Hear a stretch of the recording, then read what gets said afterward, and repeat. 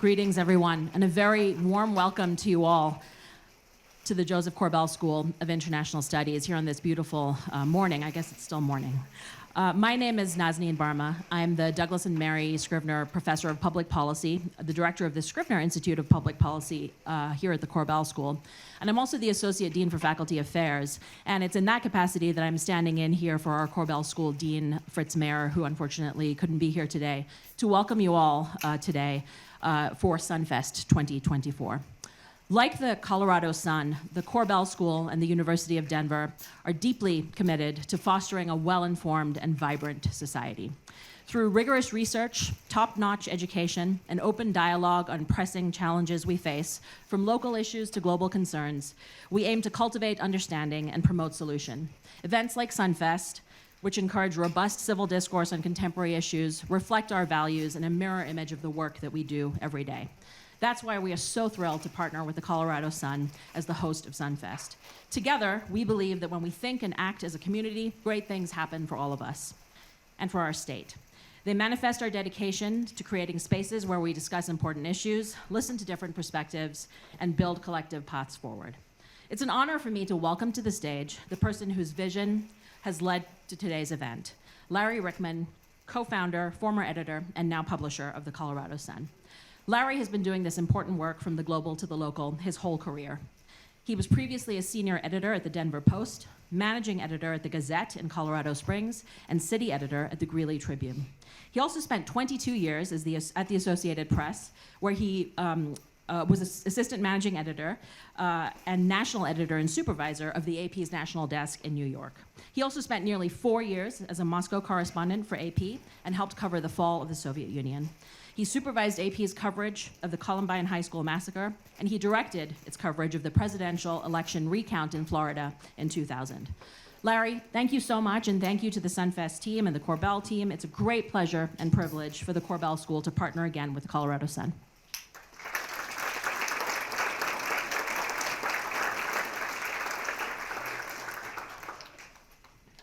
Hey, thank you all for coming today. We're just so excited to have our second SunFest. It's something that we imagined doing when we launched the Colorado Sun 6 years ago, and then this COVID thing happened, and we had to pivot to remote. So it's just wonderful to be here in person with all of you. So thank you. You know, SunFest is all about a better Colorado, and you know, we all chose to live here for lots of good reasons. Colorado Sun is, of course, a nonpartisan, independent, a nonprofit news organization. It's not our place to tell anybody what a better Colorado should look like, but I think we can all agree that we want this to be the best state it can be, and we're proud to convene these conversations to talk about what a better Colorado might look like. So. Our purpose at the Colorado Sun is to provide you with trustworthy information about where you live, work, and play. Year-round, you can read our reporting on our site, on our free app, or wherever you get our stories. But today, we're just thrilled to have these conversations with you here in person. Today, you're hearing from some of the most prominent experts in our state in their relative fields. Thank you to each of our panelists and speakers for being with us and sharing their knowledge and perspectives. We're fortunate to enjoy this fall day on the beautiful University of Denver campus, and if you haven't been out on that terrace, take a minute. It's just gorgeous out there. I wish we could all fit out there right now. So we want to thank the Joseph Corbell School for being such great partners and having us here. We're just excited about it. We're grateful for their collaboration and support, and it's made it possible for us all to be together today. Many other sponsors and partners have helped us to produce this event. A special thank you to Otten Johnson Law Firm, Forvis Mazar Accounting Firm, AARP, Colorado Gives Foundation, Vectra Bank, Terumo Blood and Cell Technologies, in addition to the Colorado Polling Institute. So please, a round of applause for our sponsors. Thank you.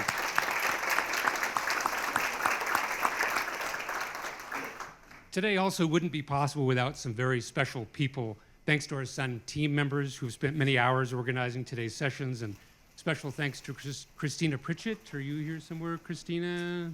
Maybe she's probably busy somewhere. Back there, thank you. Oh, no, she's downstairs. All right, well, if you get a chance later, you can thank her in person. She's just done amazing work, and she's had help from others on our team as well. So thank you to everybody there. And of course, we wouldn't be here without all of our community of members and readers, so thank you all for supporting the Sun. I know many of you are members. As a nonprofit, we also want to thank all of the donors who make our work possible. Earlier this month, we celebrated our 6th anniversary, and I can't even believe it. It feels like 20 years or 2 months, I don't know which, but it's been amazing. It's been a fun journey. I've learned a lot of things that I never thought I'd need to learn at this stage of my career, but it's been wonderful. We started off with 10 people. Today we're more than double that, and we have big plans to grow in the future. So again, thank you all for helping to make that possible. If you have any questions today, please see our helpers at the registration table or any of our team members wearing Colorado Sun t-shirts. Now I have the honor of introducing our keynote speaker, Kyle Clark from 9 News.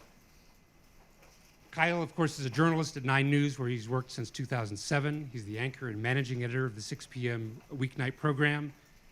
Next, leading a team that has been honored 4 times with the Edward R. Murrow Award for Excellence in Innovation. He's a political reporter for 9 News, and he moderates the station's nationally recognized political debates. His weekly Word of Thanks micro-giving campaign has raised $13 million for Colorado's nonprofits since 2020, and I just want to thank you.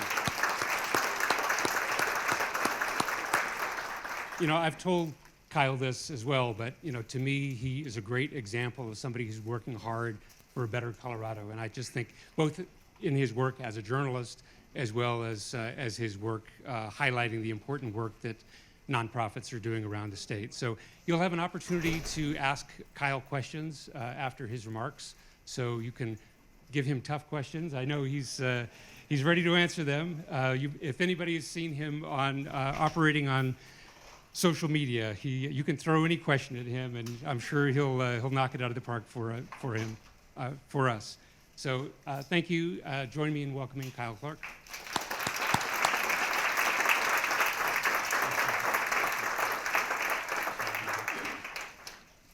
Good morning.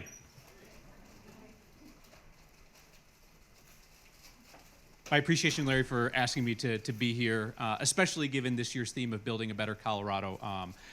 I'm honored to have the opportunity to speak to you all about that, and I'm excited for our question and answer period where we can have more of a collaborative discussion.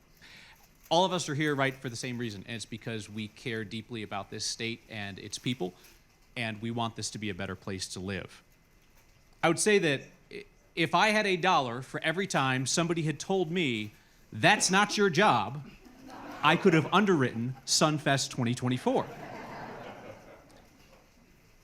But if I had listened to those folks, I would have missed out on the most impactful journalism that our team has ever been able to produce.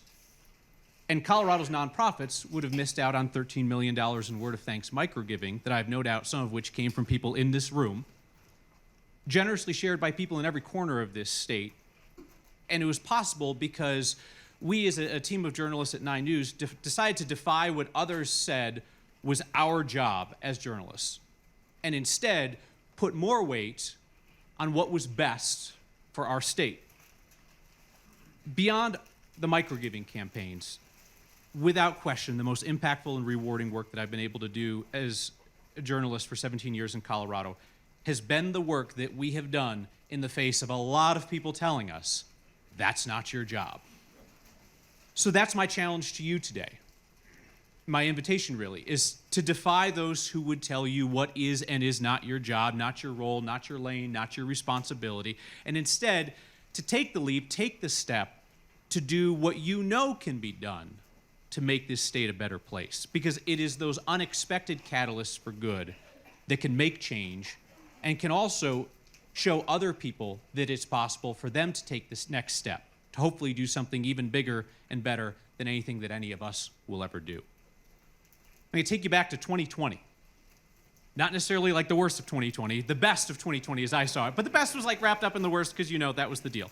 So the part of 2020 when we were all hunkered down at home, which for most was not a particularly public experience beyond whatever was behind you on Zoom, But for me, weirdly, was a very public experience because that's my job. So there I was in my basement each evening, which seems kind of shameful, but somebody ran for president from their basement and won that year. So I was just doing a TV show from my basement. So it's not that bad. But I was broadcasting next on 9 News each night at 6 o'clock. You know, I had the fireplace behind me. I had the wood circle behind me on the wall. We got 3 nods. That's good. Real ones, no. But everybody was really on edge, right? Because we didn't know what was coming. We were cooped up. We were fearful about the future and what that would bring. We had just survived the city of Denver's 3-hour prohibition era. I think everybody clearly remembers that, when the city declared that it was going to close the liquor stores and the pot shops, and then half the city ran out and got in line to stock up. Everybody's like shoulder to shoulder, elbow to elbow, swapping droplets like right at the worst of COVID. It was just masterful public policy, and it lasted for 3 hours because prohibition was not then and is not now the answer. So there we were, right? We were stuck at home. We were all trying not to get sick. We were trying not to get other vulnerable people sick, and the impacts of the pandemic were starting to cascade through society in ways that we could only just begin to imagine at that point. We were being pushed and pulled in all kinds of new directions, and there was real fear about the future, and that was across the board. And I particularly heard that and felt that in that moment from Colorado's nonprofit sector, because they were being called upon to help people in new and challenging ways in which they did not feel like they were equipped to help people. And their future and their funding had never been more uncertain than at that moment of great need. A colleague at 9 News suggested that maybe we could do something to raise awareness. And I don't know about your line of work, but in TV news, we're big on awareness. I don't know why. I think what it means is we have the ability within the community to make real change, but we're afraid of being told that it's not our job, so instead we'll just raise awareness, and then hopefully somebody else will do the real work. So that's why we love awareness in local TV news. Listen for it. You'll hear it constantly. So I'm not sure. I don't know if it was the months of residual gas fireplace fumes that I had been huffing for hours a day, or what it was, but I decided to kind of push back a little bit internally and say, I'm not sure that what they need right now is awareness. It sounds like they need money. And I would acknowledge at that point, like the voice in my head said, dude, that's not your job. That's not your job. Don't do that. But at that point, like, let's be honest. Like, do you remember what your job was like in June of 22? All right, or 2020? I mean, my job at that point entailed broadcasting nightly from my basement, begging my wife not to FaceTime upstairs with anybody between the hours of 6 and 6:30, because then my stream would go down and we wouldn't have a newscast.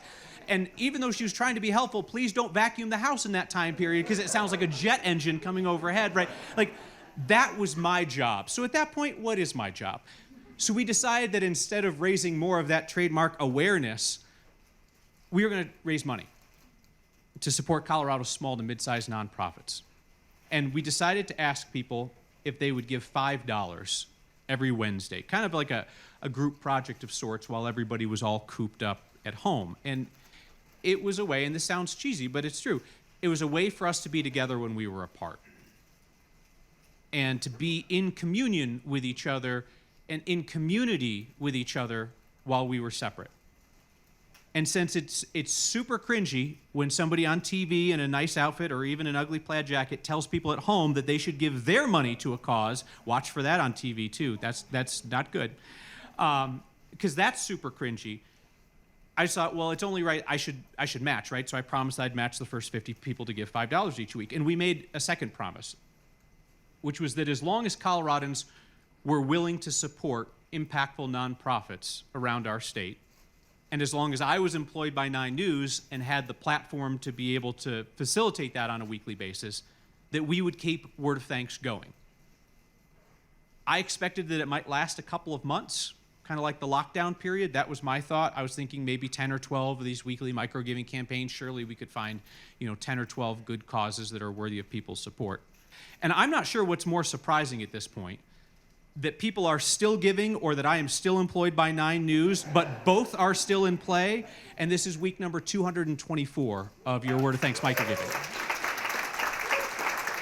So we're now into 5 years of Coloradans building from scratch a force for good, right? An army of $5 philanthropists proving that giving is not just for the wealthy in our community, and also proving that people are far less divided and scared of our neighbors and unwilling to help others than the local TV news would lead you to believe.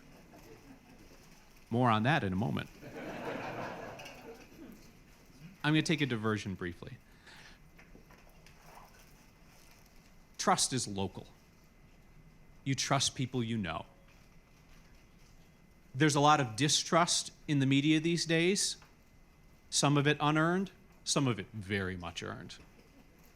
I think the path back to healthy media in this country is local. It's not national. I mean, God bless them, they do great work. Lester Holt isn't here because he can't be here. And if he was here, then he'd need to be in Sheboygan next week, and he'd need to be in Las Cruces the week after that. It's simply not possible to do at a national level what local journalists can do, which is to be intensely accountable to our audience and to be in community with our audience. And to me, there are few signs more striking of that than the fact that in 4 years of Word of Thanks microgiving, I repeatedly heard from people saying, isn't there a way to like sign up in advance so I don't have to put in my information and make a new donation every week? Like, that's kind of cumbersome. I know you try to make it easy with the scan to give, but I still have to put in my info. Like, couldn't I just give and then you distribute the money? And I was like, whoa, whoa, whoa, that is absolutely not my job, except it turns out that it is. We had so many requests for that at the very end of last year, with the fine folks at Colorado Gives Foundation, formerly Community First, I think I saw their table downstairs, woo woo, working with those folks who happen to be the fundraising platform of choice of most of our nonprofits. We allow every nonprofit to fundraise on whatever platform works best for them. And a majority now fundraise on Colorado Gives because the site's so bulletproof. It's great. We can't crash it even if we send thousands of people there. But to me, there's no better sign of the trust that local media possesses than the fact that we set up a donor-advised fund, the Word of Thanks Fund, that allows people to make a monthly contribution, which we then split among all the nonprofits that we feature that month. Nonprofits that we have not identified to the public at the time that people make the donation. And currently more than 3,000 people have signed up to give monthly. Their annual commitment of giving is more than $1 million a year. They have essentially built a foundation out of nothing, right? I mean, they are essentially like a small family foundation in our community now because they have decided to band together and because they have trust in local journalism that will do the vetting and that their dollars will go to nonprofits that will truly make an impact.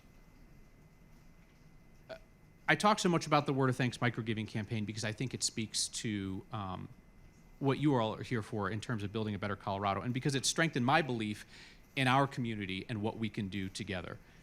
And we certainly heard when we got started with the microgiving from some of our viewers and from other journalists. They were polite about it, but we heard from them, that's not your job, man, don't do that.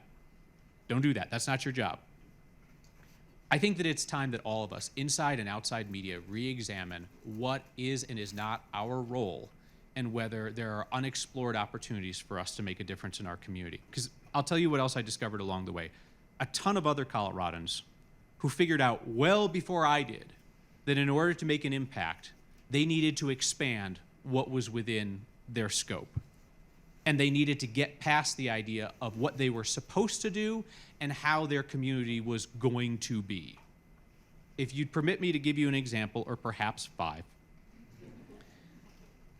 When the peaceful protests following George Floyd's murder turned into some vandalism and graffiti and fires in downtown Denver, specifically in Civic Center Park, summer 2020. All the news crews covered it, right? All the journalists were out there. And people complained about it. Some of them used the photos to paint a picture of Denver as a lawless hellhole, right? You know, lots of folks do that as a hobby. But meanwhile, there was a dedicated group of people at the nonprofit Civic Center Conservancy who immediately began figuring out how to restore that beautiful park in the heart of our city.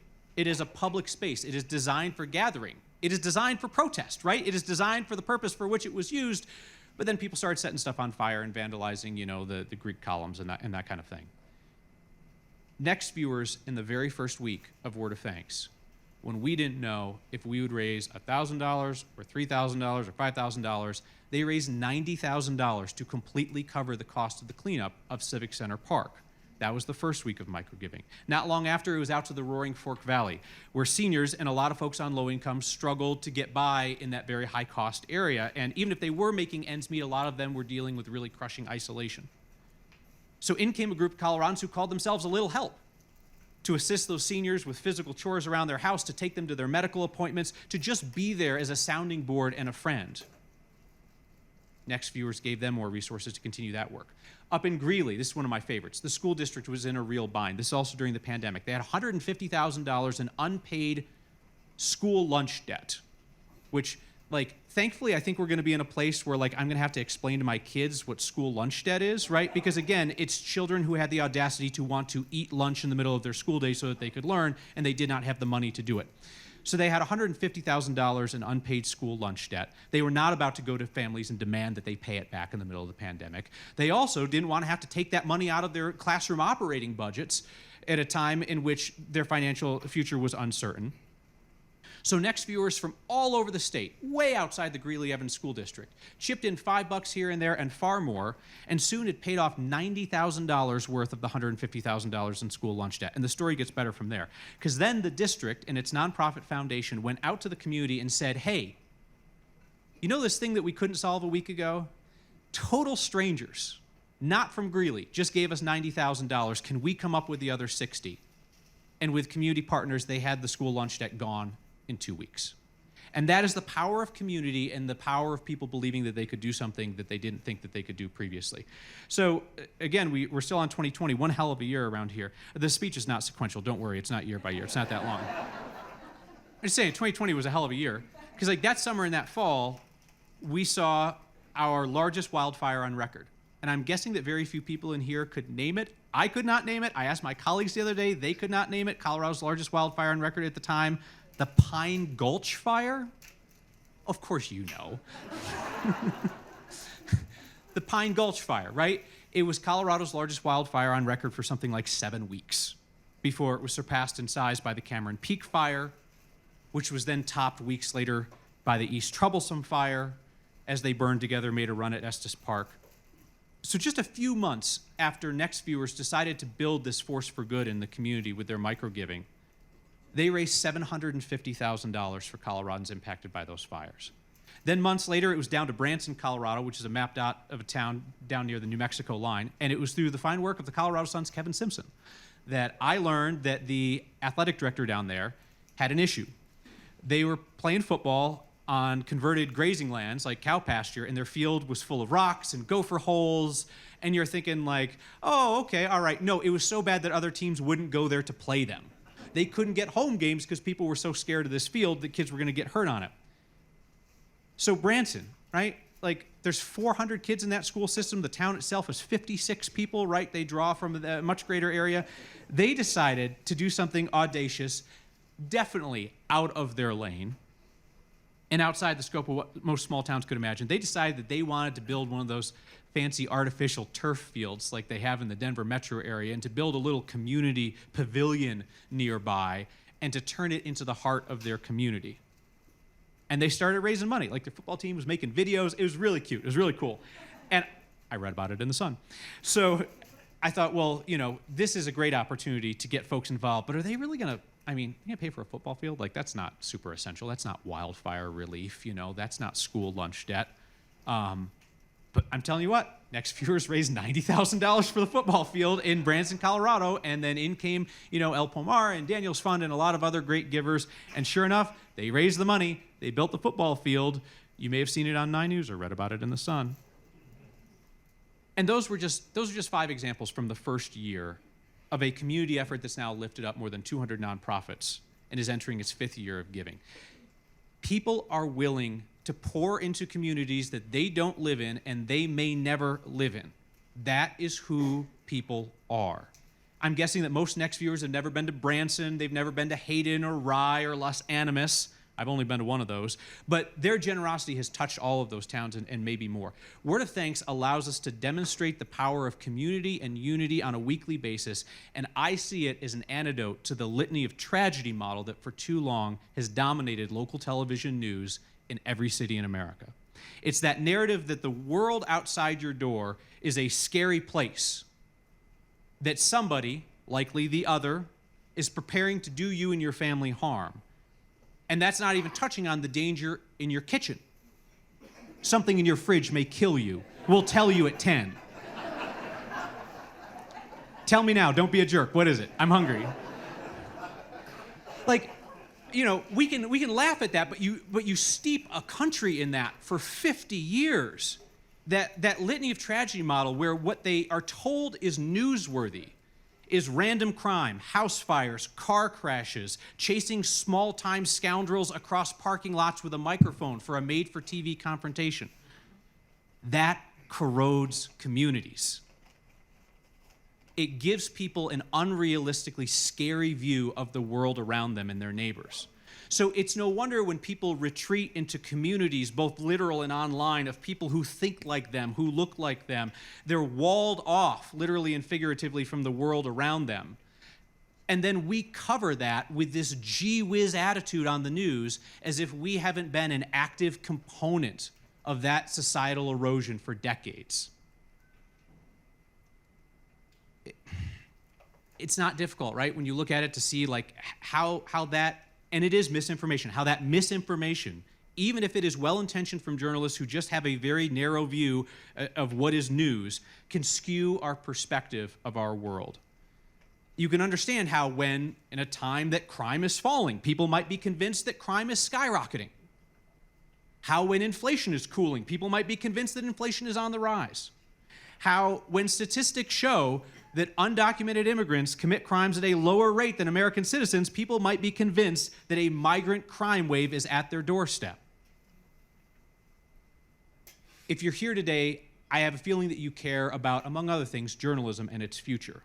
And as somebody who shares both your hopes and your fears, it's time for those of us within journalism to reconsider aloud and forthrightly whether we are building community or whether we are tearing it down, and whether it's our job to do one or the other. 8 years ago, we launched Next on 9 News. It's a nightly newscast that was intentionally designed to be a departure from the litany of tragedy model. And you know what that looks like on TV. Every station repeats the stories of the 10 worst things to happen in Colorado today, plus weather and sports, animal kicker, good night. And we decided that we would try to lean into context and to depth and to analysis and to commentary, and not commentary in the cable news sense, right? Commentary in the cable news sense is when people are fed rage bait to confirm their priors, you know, my team good, other team bad, and to keep coming back for that reinforcement. Next commentary doesn't advocate for political candidates, does not advocate for parties, does not advocate for policy positions. From the start, we said our goal was to advocate for shared community values: honesty, transparency, fairness, respect. Our commentaries aim to bring Coloradans together to view news through the lens of their shared values as opposed to ideology. I'm guessing that you can imagine the reaction from a sizable portion of our audience. Not your job. It was Carl Akers' job. He seemed to do okay. That's a deep cut. We heard the exact same thing about a lot of the other work that we were doing on Next. When our team refused to both sides falsehoods. When we decided to fact check in real time, in interviews and in debates. When we would not platform obvious bad faith arguments. And when we brought different kinds of humor to local television. Even when we started a segment where I recommend the work of competing journalists in town because I want people to see great work elsewhere without having our team just recreate other people's journalism that's already been done well. In fact, it was the boss that very politely said, "Are you sure it's our job to recommend people go to the other news outlets?" She was super polite about it. But over and over again, we heard, "Stop doing that. It's not your job. Just read the Associated Wire press copy, smile, say goodnight." And I will say that when 70% of our 6 p.m. audience left us in the first 6 months that Next was on the air, I started to think maybe they are right. Maybe it's not my job. Maybe I won't have a job. Maybe we had fundamentally misunderstood what the public expected from us. But then, as we had hoped, new folks came in the door. And some of those same folks came back. There were Coloradans who were interested in news beyond the litany of tragedy, the scare bear stuff. And within 6 months, our audience level was back up to where it started. And then it grew, and it grew into Colorado's most watched local news program. Because it turns out that people were not just willing to tolerate a different approach, they were actively hungry for it. They wanted this. I would argue that they would take 6 more versions if the other stations would like to spin it up. They wanted something that we had not been giving them because we had been so focused on doing our job and staying in our lane. But what we started to hear as Next took root, slowly and then all at once, is more and more people saying something very different. Finally, you're doing your job. Because while we had been constraining our journalism, and while we had been allowing others' views to constrain it, there was this enormous section of Colorado waiting for us to break through those guardrails and to offer them something different. Most rewarding and impactful work I've done as a journalist in pursuit of building a better Colorado has been done outside those lines. And I've been honored to collaborate with a lot of exceptional Coloradans through Word of Thanks, people who also took on a challenge that was beyond their everyday and beyond what other people thought could be done. The parents who took it upon themselves to organize the community birthday to build an accessible park, which just opened this year. The businessman who left his very successful career to start a nonprofit kitchen in Denver, providing jobs and job training to people coming out of prison, so they were less likely to go back. The community leaders in Salida who decided that if a developer was not going to come in and build affordable housing for their seasonal workers, they, as a community, would fund and build it themselves. And the preschool teacher who put a school into an RV so that she could drive it around to Aurora's most neglected neighborhoods so that kids would have pre-K. And our viewers were happy to buy her a second bus. I know that there are people in this room who are already at work on those passion projects that could improve the state, and we're gonna have some time to talk, so I'd love to hear about those. You can always catch me later or reach out to me on social media via email. But I would just ask, may we all ignore that nagging voice, whether it comes from within or whether it comes from somebody else, that voice that would keep us from making the difference that we can in our community.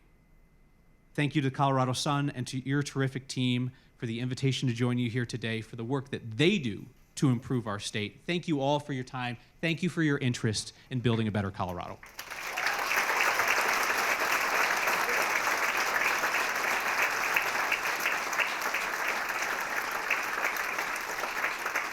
I would love to have a conversation about literally anything and everything. You can ask me anything.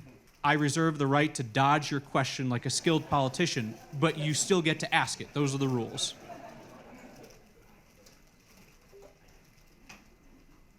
Do you want to get after it, Larry? Oh, microphone's coming, Larry. Yeah. So you got a lot of praise and a lot of national attention for your skilled moderation of political debates. We've got the vice presidential candidates facing their first debate, first and only debate next week. Yeah. What advice would you have for those moderating next week's debate? That's a great question. My advice would be if there are journalists in the room for the debate, they should be allowed by their bosses to commit acts of journalism. Okay? So contrast the various approaches. So what does that mean, right? That means asking questions and trying more than once to get an answer. That means fact-checking obvious falsehoods in real time, because the other argument is, well, it's the opponent's job to fact-check, which means if you're debating somebody who is a habitual liar, you then need to take all of your time to not outline your vision for the country, but to fact-check your opponent. Right? That's not a fair setup. I do think there can be all kinds of different debates, all kinds of different forms, right? The way that we do debates is not the way that, CBS 4 does debates or Channel 7 does debates. It's not the way CNN does debates. Everybody can do debates differently. But, like, I think there should be a clear expectation of what you're going to get from the journalists there. And if you're not going to allow them to do journalism, have somebody else ask the questions, right? It could, like, if all you're going to do is read a question, tell somebody their time is up, and read a new question, AI can do that, right? Actually, a class of school kids could do that. It would be very cute, right? Just read a question, time the answer, say you're done, and go on to the next one. If you're going to have journalists sitting in the room, allow them to be journalists, okay? And it's not that there's no one who has moderated a debate in the last couple of cycles who is incapable of doing that. They're all very capable of doing that. Are they allowed to do it? And I can understand the perspective maybe of somebody at a national network that says, we just want to hear from the candidates and we want to make a clean TV event. Great, take your journalists out of there. Let them go do journalism somewhere else. Bring somebody else in to ask the questions if you're not going to allow them to do journalism. So that would be my suggestion for the debate moderators, which is to the extent that they feel comfortable and they feel like is their job, do journalism in the space. And some people will say, finally, you're doing your job. Debates are fun, man. They're just, they are great fun. Hand right there, there's a microphone coming. There is such a divide between urban and rural Colorado. How do we help heal that? Oh, man. Sure, that's a great question. I think, how do we, right? Who's the we, right? I'll speak to the we of journalists, right? How do we as journalists do it? I think it's respectfully talking about the concerns of everybody, no matter where they live. It's about pushing back on stereotypes about everybody, no matter where they live. And so I grew up in a town of 3,000 people, a farm town in Western New York. A lot of cows, a lot of corn, fewer people, good people. For perspective, it was a lot like rural Colorado, right? It was New York State, so people are like, "You're from the city," and it's like, not quite. my home county went 2-1 for Trump over Clinton, so it's as deep red as any of Eastern Colorado. There were wonderful people there who took care of their neighbors and had great ideas about the future and knew what they wanted to preserve about their way of life and what they wanted changed, right? It was also, right, there are, in America right now, there are growing places and there are going places, right? And both present problems. Denver and Colorado for a long time has been a growing place. While there have been areas of Colorado that have been a going place, they've been emptied out. My hometown has been emptied out, right? It's Rust Belt. So I think it's about respectfully talking to the people in every place, not allowing them to be stereotyped, allowing them to be heard. But also, I think a lot of the conversation about the urban-rural divide presupposes that it's urbanites picking on people in rural areas, when in fact they're just outvoting them, right? We had a candidate for governor in the last election cycle that proposed taking away one person, one vote in Colorado. Greg Lopez, he's now a U.S. congressman, which was an interesting idea. Let's let land vote instead of people, right? And I think, there's a way to respect somebody's opinion without saying, to respect me, you must make these people who live in the city be half a vote. At the end of the day, so many of the issues that are being talked about here today, I was telling Larry, the panel I wish I could have gotten to this morning if I didn't have to take girls to school in the morning, was about water. Because, is there a more important issue that more of us are ignorant about, like me, ignorant about, right? And there's an issue where so much expertise has to come from rural Colorado, right? Has to. But at the same time, I feel like so much of that debate just gets simplified into this idea of, the problem is one person, one vote, right? A lot of folks won't come out and say it, but at the heart of it, that's what it is. And some folks will say it, like Congressman Greg Lopez. He'll say it. The problem is that we allow people's votes to be counted equally. So I think, that's a way to run a country, not particularly, the way that Colorado is run. Obviously, we still don't have the popular vote at the national level. People can debate, how that works. But I don't know if that answers your question. I think it's about respectfully honoring people's viewpoints, listening to them, bringing their expertise to the floor, but not saying that it has to come at the expense of someone else's franchise. Yes, sir. Oh, you seem loud. You want to just go for it? Hi, so I just graduated from Fort Lewis College with a degree in journalism and multimedia studies, and I'm really excited to go into the industry.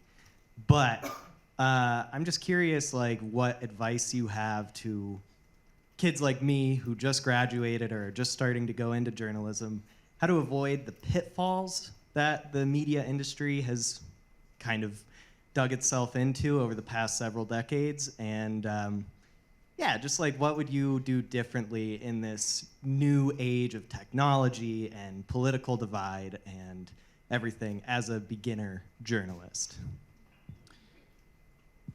So the bad news is you're entering journalism at a horrendous time to become a journalist. The good news is I entered journalism at another horrendous time to be a journalist, and I'm still here. So I mean, I came to Denver in 07, right? And 08, 09, 2010, horrendous economic years, enormous gutting of the media industry, right? There was so much institutional knowledge lost in Denver media in those years. But at the same time, it also created opportunities for people who were just getting started, right? I like to tell people when they're like, so how'd you end up at 9 News, and how'd you end up what you're doing at 9 News or whatever else, and tell people, like, I was like the slowest car at the back of the NASCAR race, and there was a big pileup out front, and I just kind of carefully drove around the edge of it. Because that's what happened in 08, in 09, and in 2010, and it's happening right now in media again today. And especially in the television news space that I'm most familiar with. It's going to mean opportunities, right, for people who are coming out of the gate like you are. Understand that. Be respectful of that. Be respectful of the fact that there are people who are going to have 30 years more knowledge and experience than you that aren't going to be able to get a job, and you're going to be able to get a job. And respect that, and talk to them, and network with them, and see what knowledge they're willing to share with you, because they believe in journalism, they believe in their communities, they're going to want you to succeed, even if that's no longer the path for them. I would also just say, and I guess this goes for any profession, but I say it to journalists when they're coming out of school, what is your competitive advantage over your peers? Know what your competitive advantage is and be relentless about it. Because in a shrinking industry, you have to have a very clear value proposition for your bosses. Here's the thing that I can do with more aptitude than 80% of my peers, God bless them. And I also have more hunger to do it than 80% of my peers, right? If you're in that 80th percentile or better on aptitude and on passion, you're going to be cool no matter what happens. I'd also just say there's nothing wrong with not having the passion for it anymore. And there are so many journalists that have left the industry over the last 20 years. Some have formed amazing new journalism models. Some have left the business entirely. There's nothing wrong with recognizing that you can make a difference in the world in so many different ways besides journalism. And I don't quite understand the deep and abiding shame that journalists have about leaving journalism. I think a lot of it's self-importance. But it's real. It's super real. So if you look around a year from now or 5 years from now or 10 years from now and you're like, I don't love this as much as 80% of the people here, go do something else, right? World's full of fun stuff. But if you've got the passion and the aptitude, just stay after it and be unique. So, good luck. Another question. Yeah. TV news and public affairs programming in particular has tended historically to appeal to an older and more well-educated audience than, say, the general population. And we're seeing that even more today, where younger folks under 40 basically are getting their news from social media. How do you, as someone who is educating the public about things that arguably that younger population needs to hear more than anybody else, how do you see reaching those folks over the next 10 years? It's a great question. My view is that it's not my job to lecture people about platforms. My job is to understand what platforms they want news and information on and to be there, and to meet people where they are, The boss is like, that's a lot of time on social media. It's like, yeah, there's a lot of people on social media. Understanding that, right, Twitter is not real life, Instagram's not real life, TikTok is the Chi-Coms and is not real life. Understanding those things, I think is healthy, but also understanding that if that's where people want to get news and information, and my job is to get people news and information, then it's my responsibility to be there, not to browbeat them to watch TV the way that their parents did. And then it's incumbent upon smarter people and more technologically minded people in my industry to figure out how we make streaming work better for people, because streaming is still so clunky. Like, streaming is so bad, people are like, can we have cable back? Right? Like, how did we mess that up, right? But like, I've got enough projects. Like, my project's not going to be figuring out how streaming works. Somebody else can do that. My job is to put the content into the funnel, but then also to be there to have the one-on-one conversations with people that I think is incumbent upon local media, to have that accessibility and that accountability, which does not mean that you allow people to browbeat and harass you incessantly online. Like, you can shut your door if you're not interested in what they're selling, but you also can have lots of very fruitful conversations with people there. So I just try to be where people are, and just kind of, go with the flow. Like, wherever this sorts out, right, I want to be there, right? I want to float on that stream to whatever we end up in. Because, I work in local TV news. I'm 40 years old. Will local TV news be around when I retire? It will not. There's no chance. I hope to be a journalist, right? But if my 80% isn't there, I'm going to be out. If 80% of the people in the room are way better at it than I am, I need to leave. I'll be asked to leave. If my 80% passion is not there, I should go do something else. There's lots of other great ways to serve this state. But for the meantime, I'm going to stay in journalism, going to follow the stream and see where it takes us. There are a couple other hands.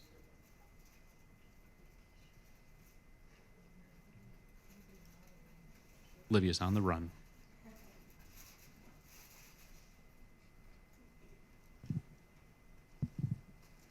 My question has to do with, I guess, transparency at the local level. That's an area that the Colorado Sun covers a fair amount, was the losing of that accountability, and I know that's an area for you that's important. And you talked earlier about what it is that you think is your job versus maybe there's another lane to be in. What do you see as kind of this local broadcast type of things? I don't know.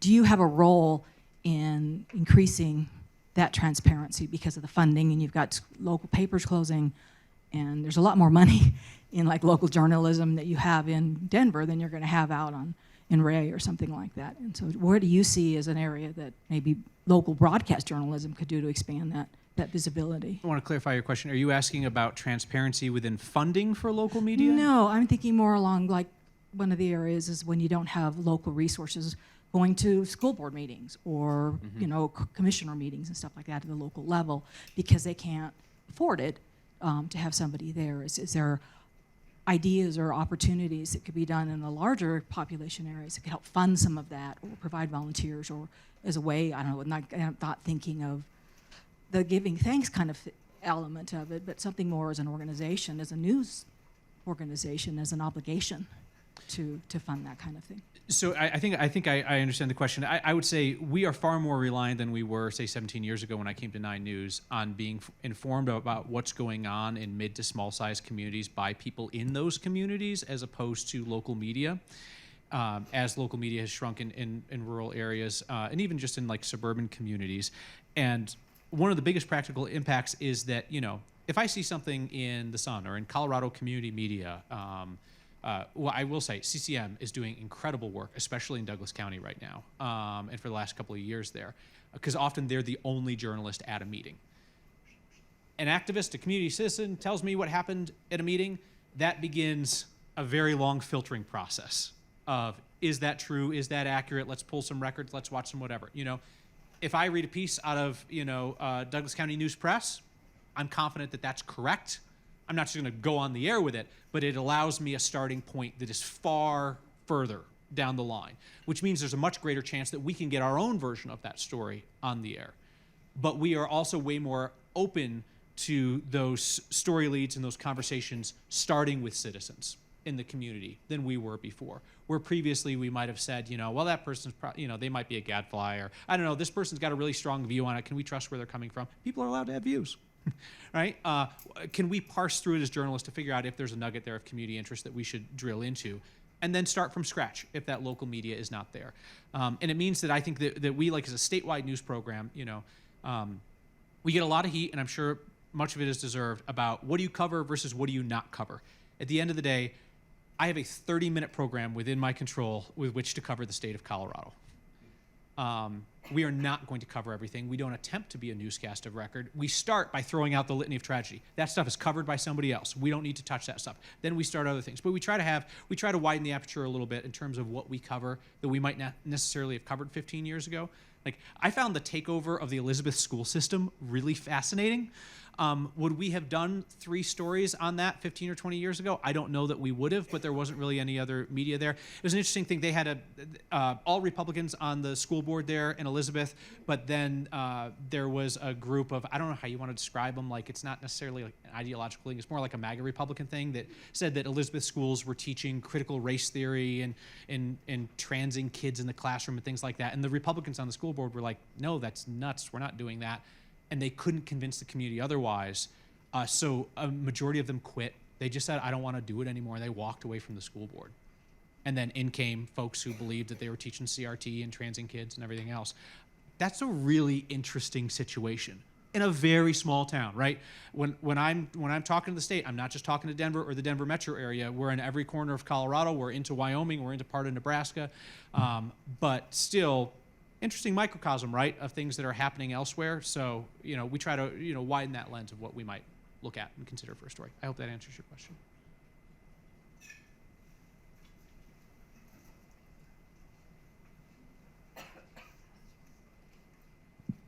And this was something that I brought up in the COVID panel, or not the pandemic panel earlier. How do you communicate uncertainty when you're talking about news? Because you're talking about accuracy and all that, but how do you communicate in a way that's both authoritative and accurate, like when you just don't know, or when there's uncertainty when you're talking about an issue or event or news story? That is such a good question. That is such a good question, right?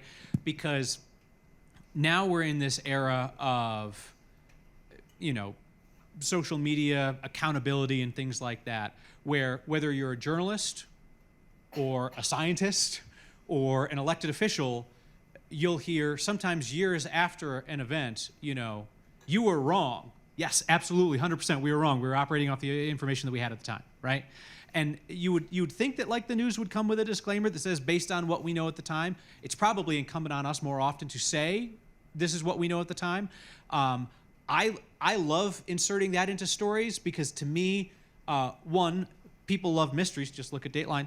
And I think that people appreciate the humility of I don't have all the information. We never have all the information, but when we especially don't have enough information, to say that and to let people know, we are going to be continuing on this journey to figure out what's going on here. But what we can't default to is somebody's vibes, right? So what that often means is well, you said that there was no proof of this. Correct, because nobody had provided proof yet.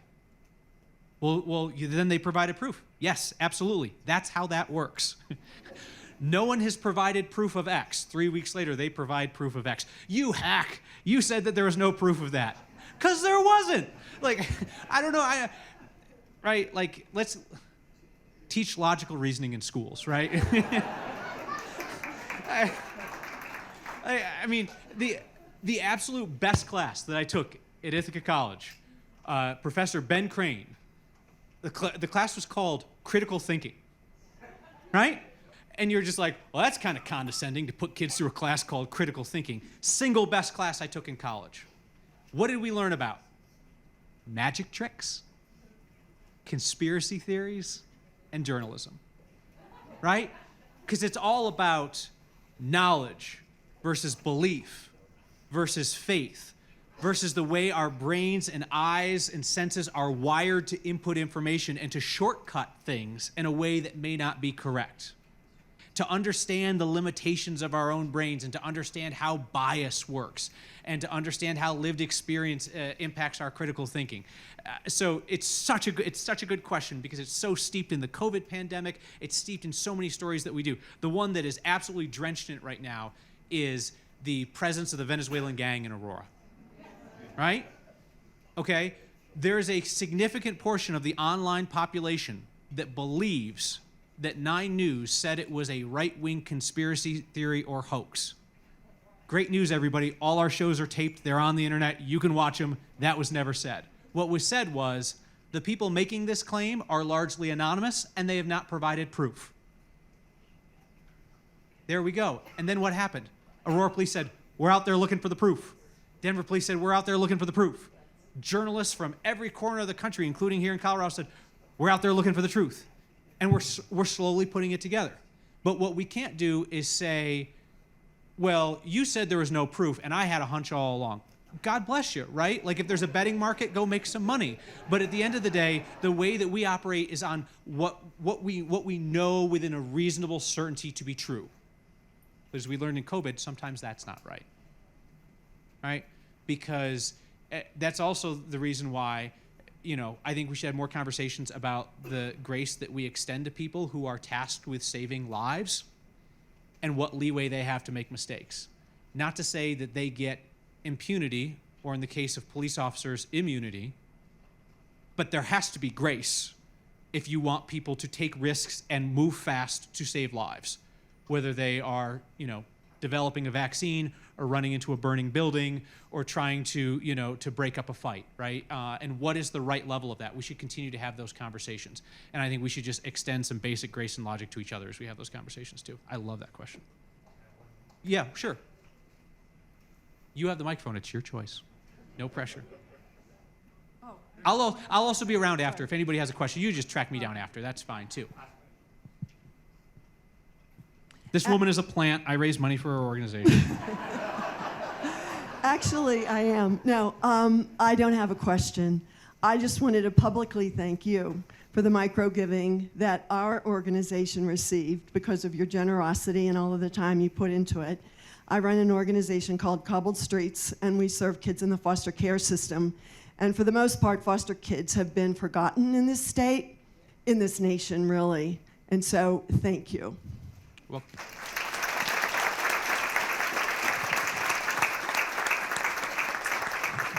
I think that wraps up our time together. Like I said, I'll be around if anybody has a question. I would love to chat with you. If anybody has a story idea, you're always welcome to email.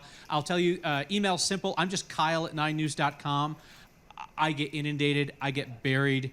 If you want to email the next team, all right, that goes to like Marshall Zellinger and Mark Salinger and our talented producers, you can email next@9news.com.